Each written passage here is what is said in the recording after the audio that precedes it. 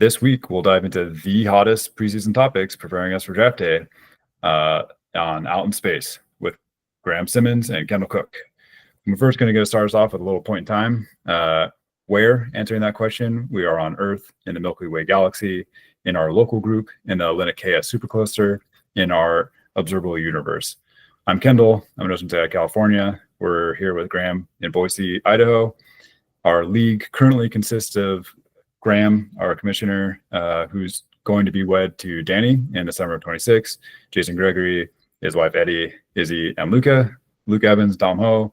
Sorry, Dom, don't know who you're with, but Luke recently wed Naomi, Griffin Springfield, Emily, Charlie, and Lily, Evan Simmons, our bachelor of the group, Thomas Wright, Jess and little baby Beckham, Sam Singer, Scott Hanna and Scar, Ben Valenzuela has wife Elise, Josiah, and Micah, slated to hop on the road here to Wisconsin soon. Brendan Hurley, got our Ari and Caleb. Casey has Lisa and newborn Emmy. Griffin Hunter is currently dating Courtney. A why for why we're all still here. Fantasy football provides us a consistent and meaningful social connection.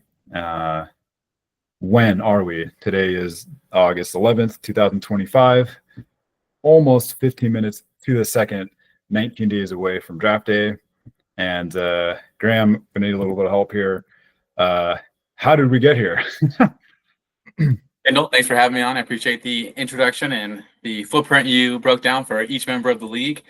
How did we get here? Well, I think that we are preparing for the upcoming season, and I know personally you and I have had quite a few at-length talks about strategy and player analysis, so I think ultimately it got us here to a place where we want to get that recorded and on film and on the record for the league. Oh boy, and the nerves are going on my side at the very least. We have a pretty good cadence with our calls, but I definitely don't get this nervous on our walks, let alone staring down a show sheet. But I'm excited to be here. With that said, just another little nugget on contemporary events in the world. Today we had Trump deploy the National Guard in Washington, D.C. NVIDIA and AMD agreed to a trade deal coming to a temporary kind of ceasefire in the trade war in the U.S.-China AI battle. Ukraine and Russia are still at war with the upcoming summit. Putin meeting Trump up in Alaska. The war in Gaza continues to raise humanitarian concerns and fear of genocide. And a heat wave currently has Europe by the balls. With that all being said, welcome to Out in Space, the inaugural edition of the conversational style podcast. Graham Simmons, back-to-back champion. What's your special sauce? Special sauce, there is no special sauce, Ken. That's the real secret. I think Thomas put it best when he was speaking on his most recent episode of Sam and his podcast, the FF Till Death podcast, that I've capitalized on Super Bowl worthy rosters. And by that, I mean the last 2 years, the team was good enough to put up enough points that can win the day any given week. And it just so happened, case in point with my 7-7 season, things worked out in my favor to where I was able to rattle off, I think it was 7 straight wins total, going from 3-7 to the championship and pulling that off. So, I'm not going to say there's a secret sauce. I definitely think that I've had some great rosters and been fortunate along the way. As your stat sheet that was recently released last Friday suggests, I believe I claimed the least points allowed on one of the stat sheets. Yeah, your defensive prowess is second to none. And I know something, too, about streaks that are 7 integers long, but on the other side of the old win-loss column there. So I can relate, but in the exact opposite way. And one of the techniques that I think your Super Bowl-worthy teams implore is not a secret. You will draft a LSU wide receiver basically every single time they come out of the draft. So this year, with no LSU wide receiver drafted, will you be forced into drafting Mason Taylor at tight end 27 for $1? Or tell us why you can just lock that in right now? You have identified a qualm that I have considered during this offseason prep. I am not able to draft a Tiger wide receiver, which can often be very useful, especially in the last few years. We've had some great talent come out of that school.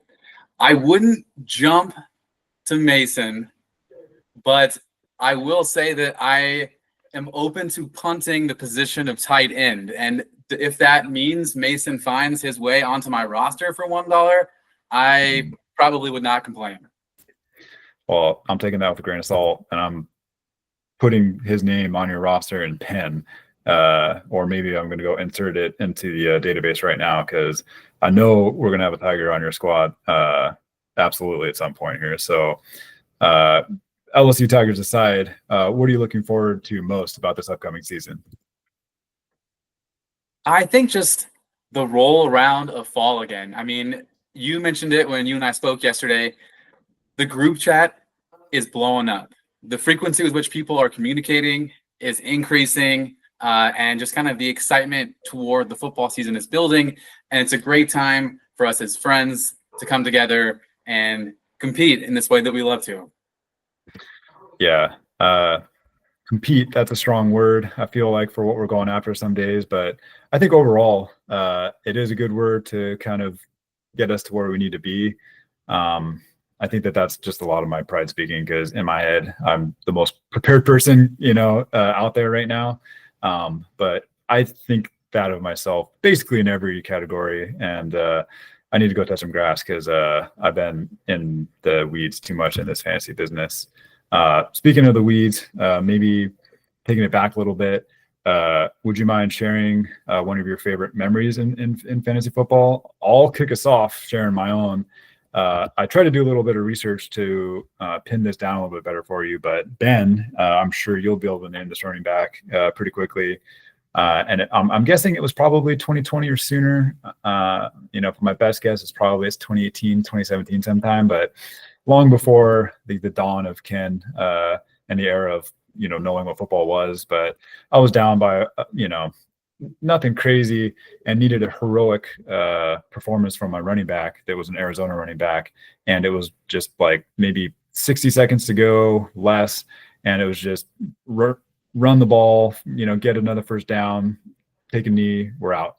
And whoever this blessed running back was decided to take it to the house for 40 yards and a touchdown. This was eviscerating Ben's hopes of getting a W that week. And I don't know why that sticks out so much, but I tried to give it a lot of thought. And for whatever reason, I can put myself right back in front of the TV, and I jumped out of my chair and I ran out of the room, and I knew exactly the first thing I was going to do was pick up the phone and just talk enormous amounts of shit to Ben about how bad he was for not playing defense on the running back who just needed a first down.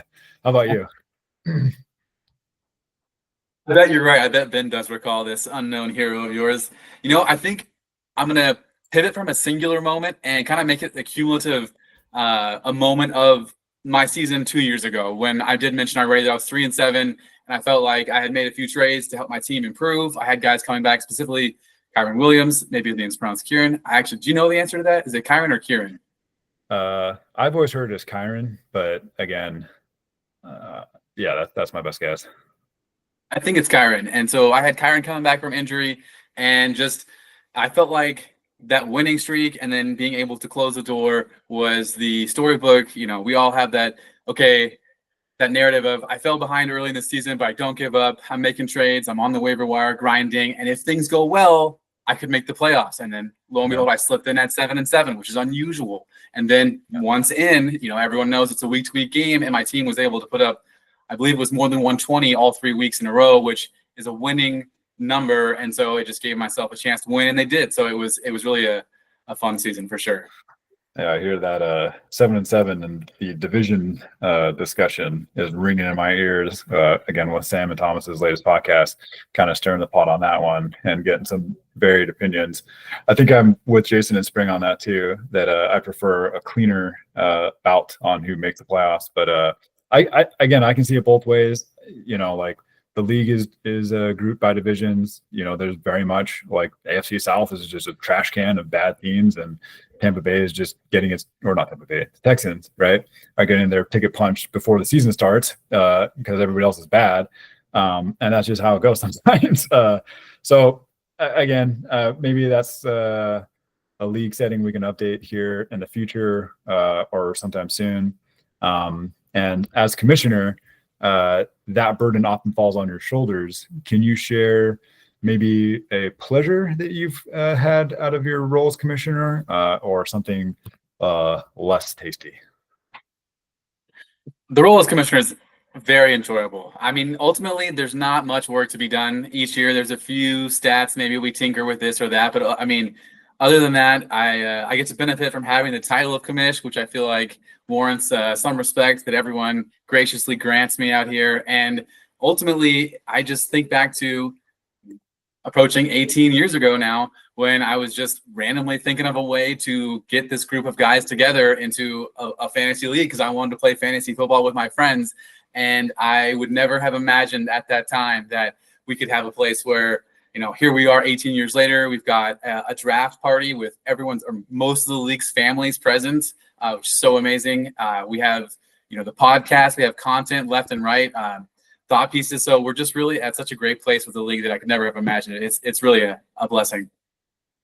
Yeah, when I wrote that question about how did we start, it didn't occur to me that you as a commissioner was part of the starting point of that. So I don't know why I took that comment from you for that to click in my head. But at least me here now is aware that at least some part of the start of our league was due to you as a commissioner having the will to get the league together. Is there anybody else? Like I'm guessing Tom was probably, you know, sitting, you know, shotgun at the very least, right? Yes, I think it was only Thomas and I. I think Thomas and I had discussed the idea of like, wow, fantasy football is going on. I had played with my dad through his church group a few years prior, kind of managing his team, but not being the face of the team. And so I already knew about the game and was like, hey, this would be so much more fun if we got all of our friends involved. And Thomas was all systems go right with me. So I think he was the only one that I had consulted before clicking generate on the Yahoo startup. I guess it wasn't Yahoo at that time. What was it? Fox Sports. Oh man, I think that's right. You got me. I was at Olive Garden most of the time. I had very little idea. And okay, quick question before we move on. Who was the Dom and who was the Luke between you and your dad? Oh man, or is that a bad comparison? You know, I would say that I'm the Luke and that my dad was the Dom, you know. Let's go with that. All right, I'll take it. Mr. Salt and Pepper himself, relegated to the Luca role. I mean, it's not bad. He's huge in Japan, I'm sure. All right, so our hot topics. First one kicking off. Players whose value has changed the most during training camp. What's the first name that hits the top of your head, Graham? Mr. Rice over in Kansas City. I was actually very high on him, even coming off of the injury. I thought it was something that I've been thinking the Kansas City offense is going to have some resurgence this year after their struggles last season. However, I'm now backpedaling as fast as I can. You're backpedaling. Okay, so where's I had Rashid last year and watched, you know, Patrick's head just go straight into his knee. And the people that I listen to are, I would say, mixed at best on Rice. And I would say that I'm pretty low on Rice. I would say probably below market, just because when you're the manager who watches the guy's knee bend backwards, that tends to leave like a slightly bitter taste in your mouth. And so I think that the whole it's only an LCL conversation maybe get underplayed a little bit, because at the end of the day, you're still tearing a ligament that has nerve connections in it, right? And the suspension that I think is 4 weeks is definitely gonna, you know, hinder that, you know, full value. And so I think that's a good name. Do you have anybody else? You know, my second one would be Jordan Addison. Okay. I questioned Minnesota this year, and I questioned JJ McCarthy. I questioned him when he was at Michigan, and I still question him now. I would have questioned him in his rookie year, let alone coming in off of the injury that he had last year. So simply because of those woes, I trust Justin Jefferson to get open. I don't care who his QB is. I don't trust Addison getting enough volume when I imagine they're going to lean a lot on that two-hound backfield of Jones and Mason and kind of just let the chips fall where they may after that. And there's not going to be many of them left to go Addison's way. Yeah, I think I'm of a similar mind on you on that one. A rookie coming to the league, maybe a little bit more Jim Harbaugh than quarterbacking, and the knee injury to take you out if you're redshirt, year. I mean, he's got weapons, right, JJ, but yeah, suspension doesn't do anybody any good. And yeah, I feel you on that. So maybe moving on to our next point, following up on that Rasheed bit. What type of actionable information are you looking at for this Kansas City offense this year, Graham? I am most focused on their running game. I think that they're going to really bring it back. Last year, the injury to Pacheco that happened in week 2, I think really was a bigger blow than people are giving credit to.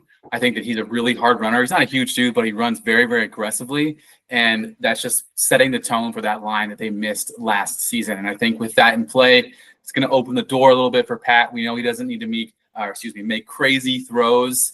He just needs to make the right throw, which we know he can do. And as long as those guys get open, they're going to be successful. Yeah, I'm still a little mixed on this. Again, I would say that off that Rasheed news, I'm probably reading that as wanted to be high on Xavier and less so much the run game. But I think if we're just looking at what they've done the last few years, that they've been content just to have arguably the best quarterback in the league, make good decisions, and then just bleed people out. Last year they won a lot of close games. AFC West is, getting increasingly old school, having good old, Pete Carroll joining the crew of geriatrics. And I think we're going to see a lot of, low scoring, tight games. And the run game is how you do that. There's always part of me that wants to see, that Mahomes, Hill connection. And, Xavier definitely has some draft capital to kind of make you want that, to return. And they've talked about, bringing back the deep passing game, but with Hollywood Brown getting injured again, not really, inspiring too much diversity with, Rasheed out. And so, yeah, we'll see. I think that's an important offense to look at, but at the same time, we're probably going to see Patrick and Travis fall for the first time. I guess Patrick's kind of taken a dip, historically speaking, but do you feel like Travis and Patrick Mahomes are being valued appropriately, or do you feel like one of those guys jumps out at you as a value right now? I'm going to jump immediately on Travis Kelce. I think last season, it was the year that right after he started dating Taylor Swift. And we all know that it seemed like during the off season, he was doing PR trips and traveling around the world, having a great life. I'm sure, kudos to that, but he wasn't in the gym. And I think that all the noise he heard last season about his lack of production, lack of appearance of being in shape, if there's any chance that he's going to have a resurgence at the end of his career of a few really productive seasons, some Kelce seasons that we are familiar with, it's going to be now. It's not going to be when he's even older from now. So I'm thinking this is the year that he jumps up, and for his current value at the auction, I think that he could be a steal. I like that. I mean, again, as the person who drafted the guy way too high last year, I think I've got that taste in my mouth and don't want to touch him with a 10-foot stick. But I like that train of thought. I think it makes a lot of sense to me. He's obviously a hog when it comes to targets in the end zone. And, they might not be the high flying offense they used to be, but they're going to score. And, yeah, I mean, I think a little bit of that last year with D-Hop on the field, being one of those red zone targets and him not being there with the team anymore. I think that's a good take, Graham. I like that. Something for the people to think about. Another thing for the people to think about are injuries and how to approach them.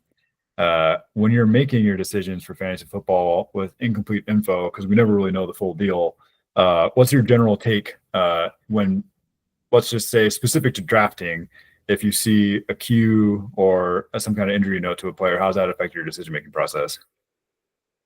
During the draft, I try to be as careful as possible. I want to minimize my risk right off the bat. as much as possible because there's already so much that's up to chance, right? There's so much out of our control we can't predict. So I try to stay close to home and keep it tight. I don't want to have a risky draft where I have in the past. I'm saying I never have, for sure I have, but my goal moving forward is to keep it near a centered nucleus to where from there, if things happen, unfortunately, leading into the season, I have plenty of time to make moves, acquire an LSU receiver somewhere down the road, whatever it takes to get a win. No, it's a prudent move. And as a little Easter egg midway through the podcast, one of the things that popped up in my head when we were, talking about injuries was this morning, I sent you a text. The nascent database is starting to click together a little bit, and I'm not quite there fully with my write-up on Tom and all the transactions he made last year, but I was looking at just the overall trend of injuries on a weekly basis, and I was surprised to find that the general trend was that injuries total per week decrease over time. So the most injured week last year with like mid 40s something, across the league was week 1, and the least injuries was week 17. And it was, not exactly a perfect line. I think week 7 pops out in my mind for whatever reason being a little bit higher than normal.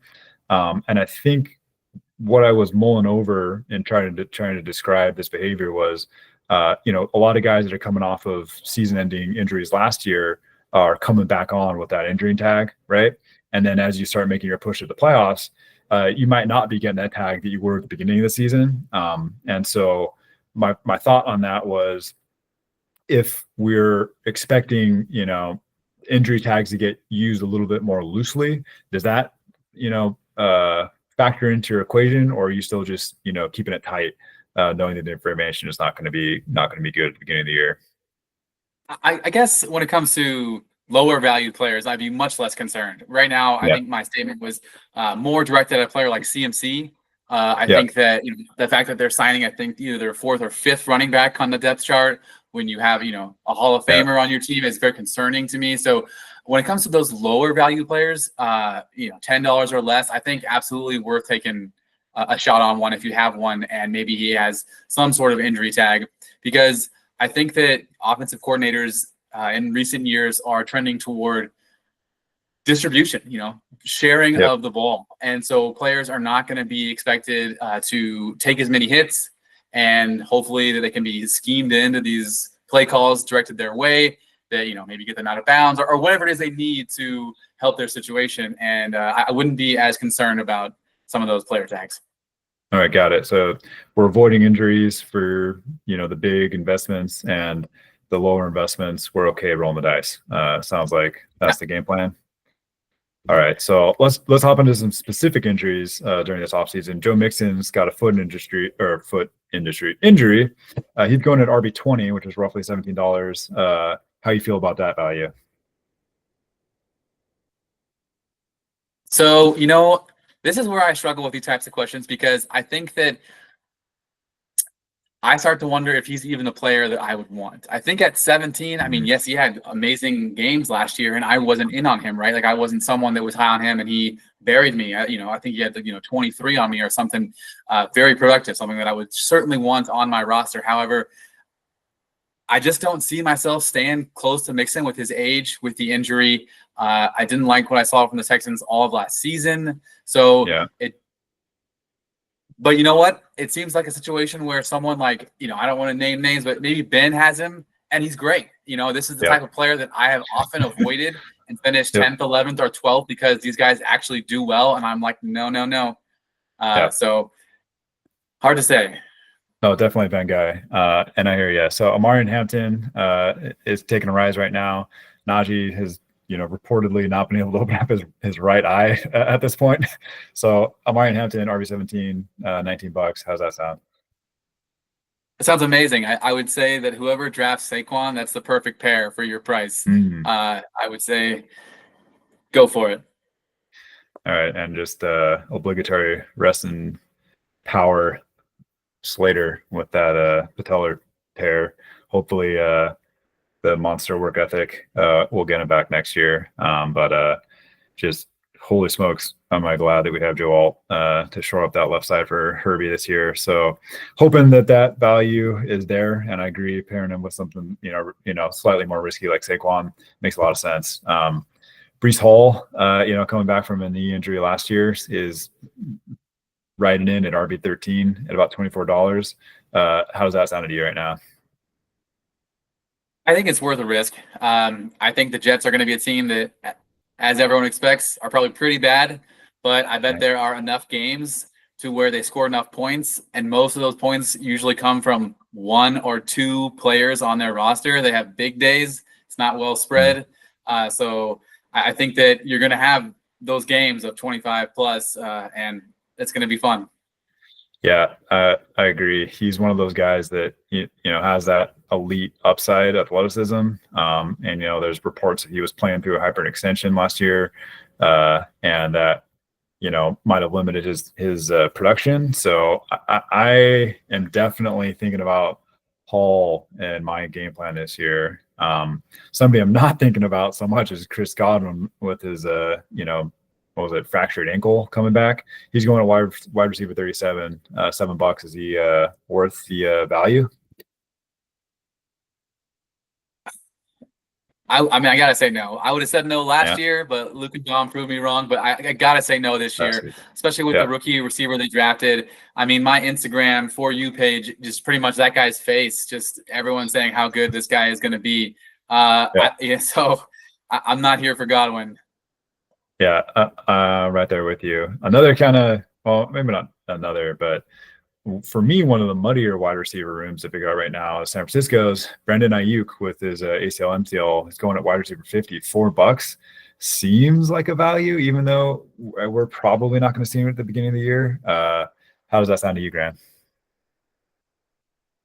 I mean, that's one of the guys that I for sure would take it late in the draft if you can get him. I mean, he's one of the people that can be there, available, healthy at the end of the season.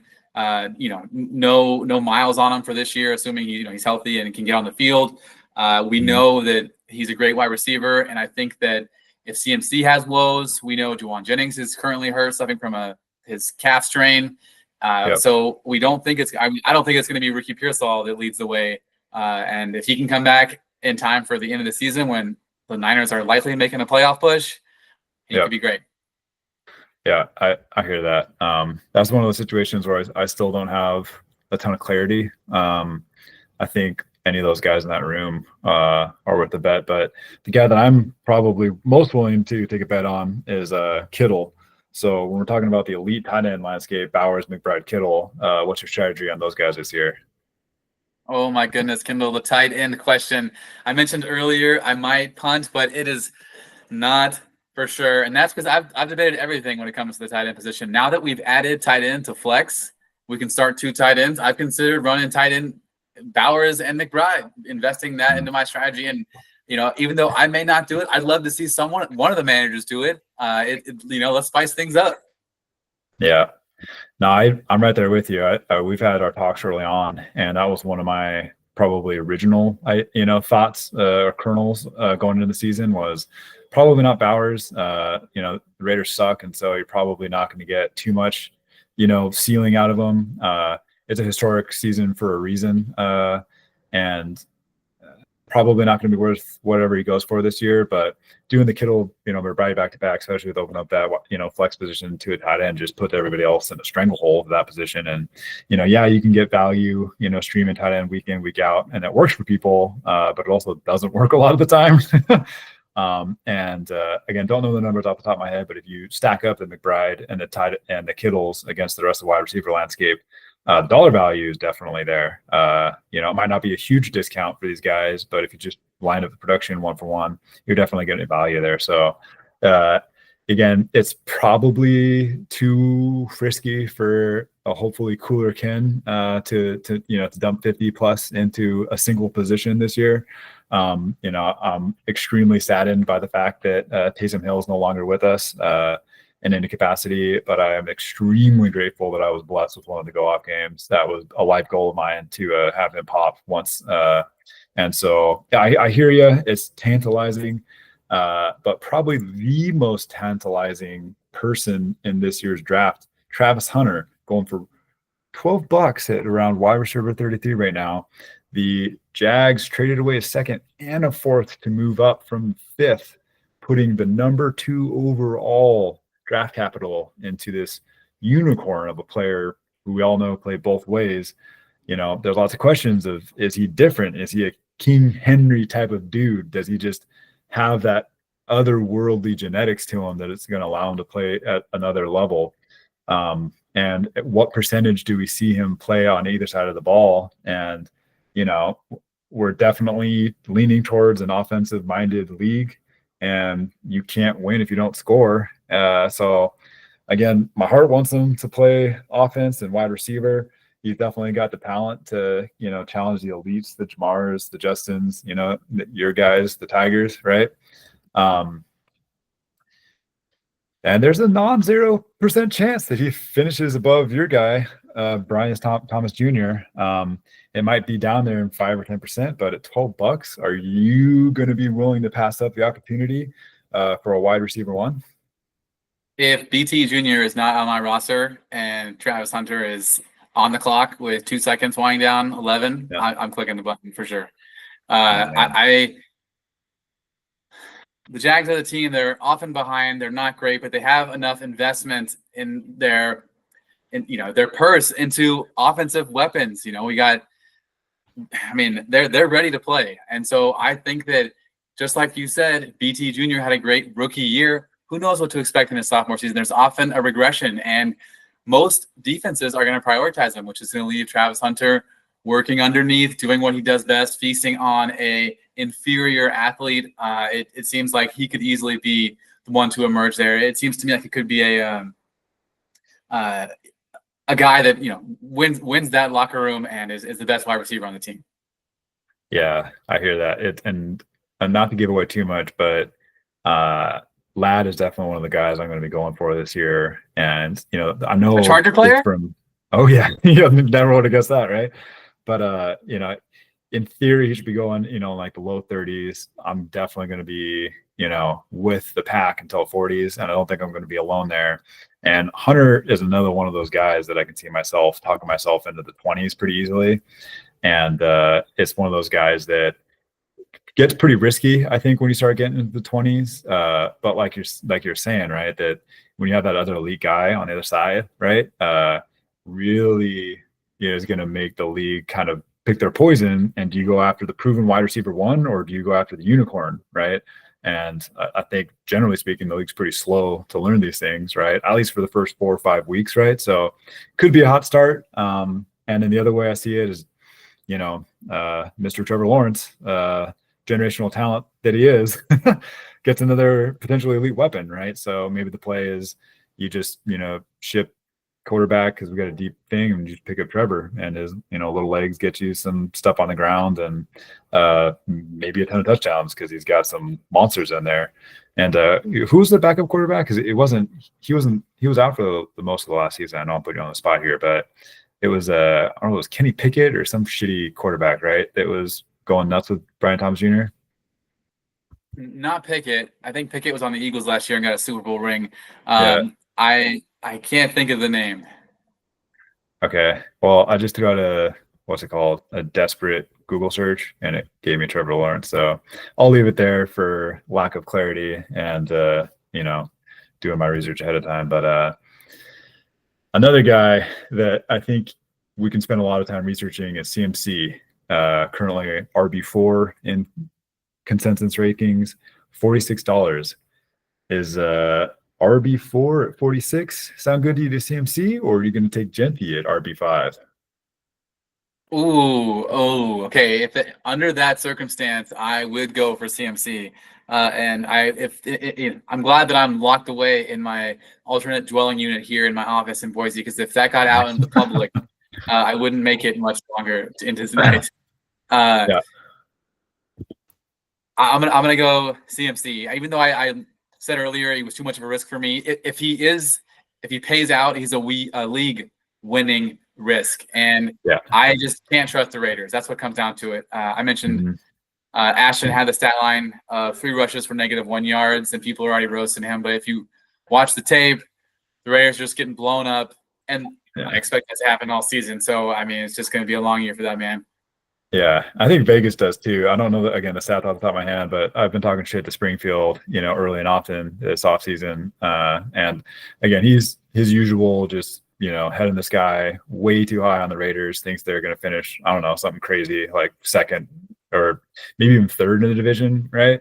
When we all know that they're going to be, maybe 5-6 wins if they're lucky, right? Again, obviously, pizza proven commodity. Bring in Mr. I didn't call them back or whatever the fuck he said that one time, right?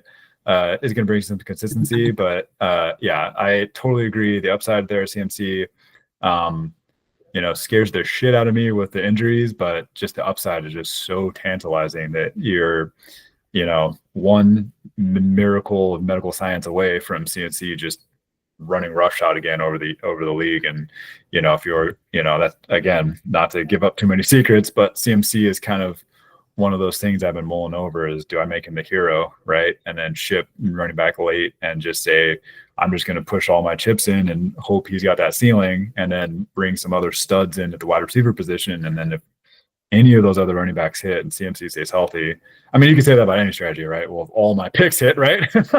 But again, the only one you can say has that same ceiling is CMC, right? He still has arguably the highest ceiling of any running back. So transitioning to another running back that has a potentially high ceiling, and we saw Spring, squeeze every touchdown of this guy last year, James Cook, in our Holden section, RB14, $20. Do you think he's going to be holding out for the rest of the season, rest of the preseason?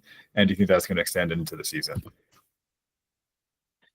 I assume he's got to be ready to go come week one. I mean, I just say that just because I've seen Josh Allen lose in the playoffs, and I'm thinking that man is got to have he's demanding a specific standard from his teammates, right? I mean, they've been on the doorstep for years in a row now, and they haven't gotten through. So it demands more of them, right? And so they're at that place similar to the Ravens where, hey, like we need to even get tighter, sharper. Every end needs to be clean. And I don't think that Cook is. I think he needs to get on the field, and as a result, I don't think he's going to be on my roster. Yeah, I mean, there definitely seemed to be a shift last year with the way they were using him. He was getting those red zone looks like he wasn't really getting in years past. And again, something in my head is tickling and saying they had a few kind of like long runs that kind of contributed to some of those touchdown totals. But I think another, big piece to the whole James Cook situation is holy smokes, I really should have written this down. Who's the backup to James Cook in Buffalo? Backup running back, Buffalo, because he's got a really easy name to remember, and I forgot it. Mr. Ray Davis was a stud when Cook was out, right? And so maybe we don't need to pay you, right? We've got the superstar. We've got lots of wide receiver pieces, and Ray Davis is going to put up numbers. So, yeah, I think I'm there with you. I'm going to probably not take the risk with Mr. Cook, and Ray Davis is definitely a target. Terry Scary McLaurin at wide receiver 19 or $24 is another one of our hold-ins. What's your read on that situation? I hope he plays. That team absolutely needs him. And if he does play, I expect him to be Jaden Daniels' favorite target. And I think we saw Scary Terry last year that I personally did not know existed. I thought that he was a great deep ball threat, could also get open underneath, but I didn't see him as being a true wide receiver one that could propel your offense forward. And he did that with Jaden Daniels last year. And I think with Debo there's going to be some split coverage. You can't fully commit to Scary Terry like you could last year, and I hope he capitalizes. So do you think Scary Terry is donning the BR headset like Jaden this offseason? For football, that's for sure. For football, okay. I like that answer. Any other ideas? I don't know. Oh, I'm going to skip that. We're going to go straight to our lightning round. Feel it or fuck it. We're going to keep this a little tight. We're doing good on time, which is a surprise. So I'm going to start you off, and not looking for a ton of info here, but we're going to feel or fuck the next dozen or so ideas. Caleb Williams, QB14 at $3. Is he going to struggle this year? For $3, I won't take it, but in this situation, I would take it. I think he's going to have enough big games. That offense has so many weapons they surrounded him with on purpose. Yep. He's going to have 30-point games, probably a couple 40-point games. He's going to have some under 5-point games. So if you can play the dual QB strategy and run him against some of the worst teams in the league when he's playing, hopefully you get one of those 30 balls. Are we all too low on Chicago running back Kyle Monangai at RB 64 $1? Very likely. And just to give you a little history on Kyle, he went to Don Bosco Prep in New Jersey, same high school that the 2008 El Camino Wildcats basketball men's team played at the Catholic Cathedral tournament. Oh, and, no, really? El Camino won that game by 1 point. And they sure did. According to Max Preps, the Don Bosco team was ranked 3rd in the state of New Jersey, and a young Graham Simmons was following along the Max Preps national rankings and saw that they gave our win to El Camino High School in Northern California. And I proceeded to mail in clippings cut out from the San Diego Union Tribune of us beating them to try and prove it was us that earned that victory because I wanted us ranked higher online. That's a story for you right there. Received. Well done, Graham. Sorry, I got off chat right there. Sorry about that. We're good. I love it. Big time. I appreciate the research. Luther Burden, wide receiver 56 at $1. Will he be a factor in the Bears offense this year? Yes. I mean, he's going to be a guy that you hope to have when you need someone to start, when maybe someone's injured, you have guys on bye, you're in a tight spot. Hopefully it's one of those games where they're, playing a measly team and Caleb is going to be running away from defenders, but throwing and connecting. He may find himself some value later on. I, of course, would find a spot for him on a roster. Is Trey Benson too low at RB 48 or $3?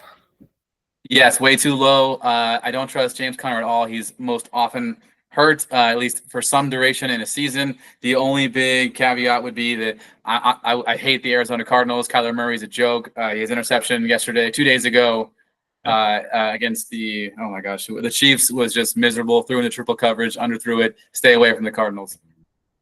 Yeah, he's bad. Noah Fant, tight end 38 at $1. Will he be a fantasy factor this year in Cincy? Well, the answer is no, but he's going to be more of a factor than Mike Gesicki, even though Mike Gesicki is ranked ahead of him, I think. I had that man 3 times last year stream start for my punting tight end position strategy. And, not even Joe Burrow wants to throw that man the ball, so you must not be good. No, he's not. Are we all too low on Pat Freiermuth? He's going at tight end 24 for $1. And we got Jonnu at tight end 18, probably also $1.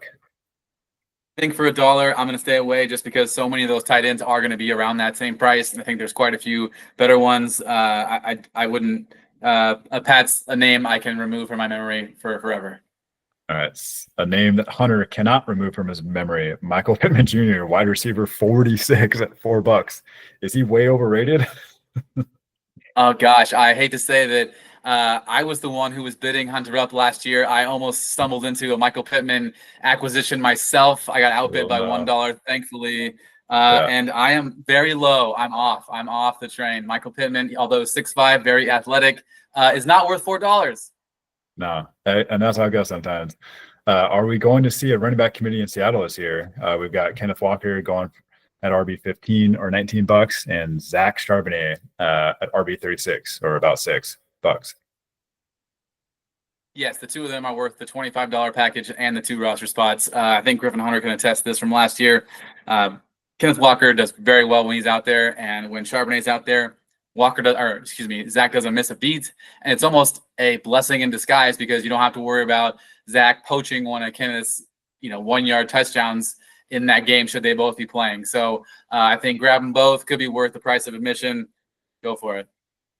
Re-injury risk of his preseason high ankle sprain is a real concern for Khalil Shakur going at wide receiver 44 or about $6. I'm going to say he's well worth the $6. I think the medical treatment these guys are afforded these days is as good as money can buy. They're going to get him back on the field. They're going to draw plays that are geared towards protecting him from further injury if that's what it takes. And he was obviously Josh Allen's #1 target last year. So why they want that man on the field. Yeah. All right. 9 points into our feel it or fuck it segment. It just occurred to me that in my head, you would respond, I feel it or I fuck it to start off, and then go on in your explanation. So with that in mind, do you feel or do you fuck that the Commanders are trading Scary Terry, wide receiver 19 at $24? I fuck it. They're not doing it. They're not trading him. They're keeping him, and they're going with it. Fuck it. Jaden Blue, running back 48, $3 will be the lead back in Dallas by the end of the year. Do you feel it or fuck it? Oh, I absolutely feel it. I think most of the people in Dallas may have lost their job by the end of the year. So 4 months from now, we'll be seeing a whole new franchise there, and I think Blue could benefit from that. Yeah, Dylan Gabriel, quarterback $48 is going to be a starter in Cleveland this year. Yes, I think you can't go Joe, you can't go Shador. I mean, Dylan is the main guy in my mind. You got to do it. Okay, are you feeling or are you fucking Cam Scatterbo at running back 48, $5 will be the lead back in New York by the end of the year? I am fucking feeling. That is how seriously feeling I am on that take. Tyrone Tracy Jr., I mean, it took me 15 weeks to even know that man's name last year. That could be a discredit to my name, but point being that Scatterbo is a dog, and the Giants are going to be running a lot. They're going to be trying to lose a lot towards the end of the season because they're going to be wanting to make draft picks. So all of it adds up in my mind. It just seems like he's going to take over. All right, and one last deep cut for our Charger fans out there. KLS, wide receiver 129 at $1 will overtake Trey Harris, wide receiver 59 for $2 on the depth chart this year. No, this only happens in a world where we lose all of our starting wide receivers, and it just left with Lambert Smith and Trey. So that is just not going to happen this year. We've already taken the one injury that we plan on taking. So with that in mind, this is a fuck it take. I'm not going for it. All right. Well, that was Feel It or Fuck It with Graham Simmons. Appreciate you running down those lightning topics with us. And we're going to take a sidestep into space-time and slow it down a tad. Graham, when I say the word health, what does that word mean to you today? We can go mental, physical, spiritual, health. What does that mean to you? Well, specifically today, I feel as though I have been in a motor vehicle accident because I ran a Spartan race with Evan and some friends on Saturday. Oh, geez. The body is very, very sore. So when you say health, I'm thinking of stretching, watermelon, breath work, just things to really electrolytes, bring this back around. So how long has that been on the calendar for? Are you even training for it? Yeah, we actually did some training. It's been on the calendar for several months now. Evan and I have been running some hills to get ourselves ready for it. And it was a good experience. I haven't done anything like that in years, but I'm very happy with how my body held up. So I couldn't be, more grateful. And how did Ev do? Oh, Evan did great. We ran together, and he was phenomenal. I think he is signing up to run with the other boys for the September Spartan race that the other guys in the league are doing. I think it's September 27th. Okay, yeah. The few moments that I did catch, I was able to catch up with Spring, who, again, to Thomas's point on the pod, is looking good these days. And yeah, thank God he snipped, because that man is a problem on the street. And I never really took him to be a cardio guy. I'm not sure if I'm actually the cardio guy that I think I am. It's been a minute since I've been able to run a mile and just flat run a mile, let alone at any time. But it was good seeing him in shape. He seemed fired up he was fired up about doing these Spartan races. And it's a cool thing. I think that, in your mid 30s, catching a hobby, that gets you outside, right? Puts the body through a little bit of work, put something on the calendar that's easy to look forward to.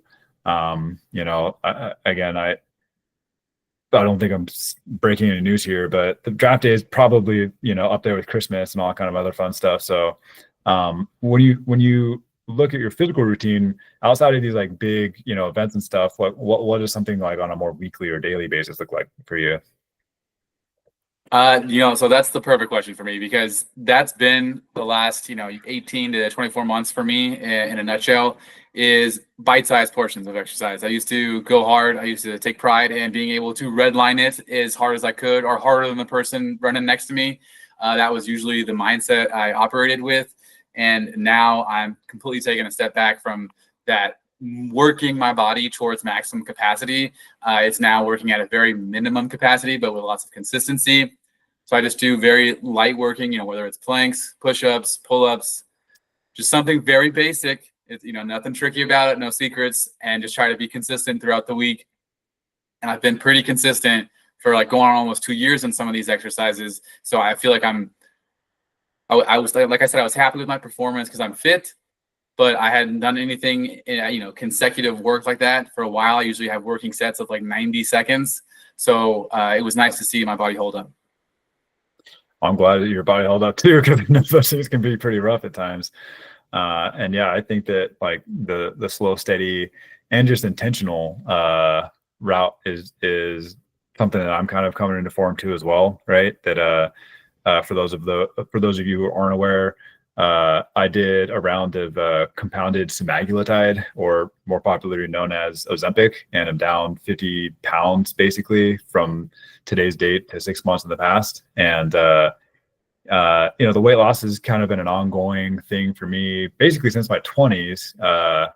And I would say that this time when I was picking up the weights again, one, getting to the gym is a little time hard when you've got two littles running around. And so Mel and I pulled the trigger on the adjustable, dumbbells and got a little weight bench going, and definitely doing a lot lighter weights and spending a lot of time just kind of like zooming in on the YouTube, research for how do you do the form right? Because I've never in my life done lat raises correctly.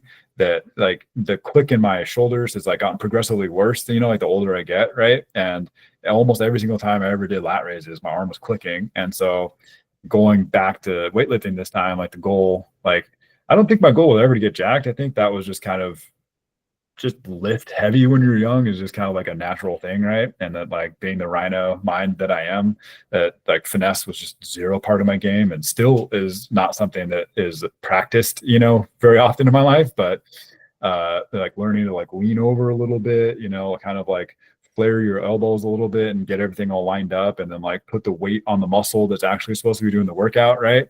That mind muscle connection has been a different experience. I hate to say it, at 35, going on 36, picking up weights for the first time and actually having like that connection. And so I hear you on the slow and steady route, that's something that I've been trying to adopt, over these past few months. I'd say I've probably been, getting 2, maybe 3 lifts, light lifts, right? Quick 20, 25-minute lifts in the garage when I can. So, on the cardio front, do you have any other like big plans about doing 5K, 10K? Have you ever done any, like let's go there. What's the longest cardio in single event you've done? It's probably not much more than I remember in high school running 5.5 miles during a track practice one day. That was kind of just what it was. So that's my career long run. And it's funny you bring that up because I actually just a couple of weeks ago bought a Garmin watch device. And I have downloaded Strava, and I am becoming a Run Club member because at this time in my life, I think that I need to put some miles on this guy and stay in shape, because that's one of the things that really helps me not only physically but like mentally, as far as a coping mechanism for stress or anything of that nature. So I think that running is going to be a lot more frequent in my near future. Yeah, and as a fellow PNW-er with you now, getting outdoors when you can has taken on a new meaning, right?